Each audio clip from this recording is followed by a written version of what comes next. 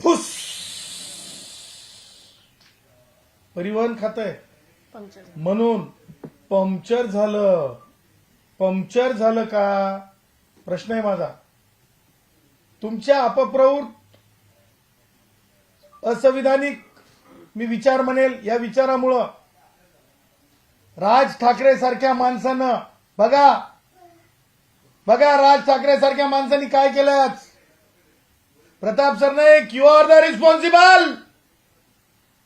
You are responsible.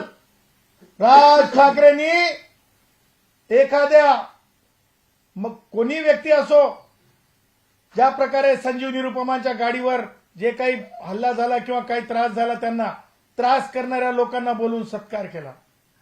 ही संस्कृती आहे का.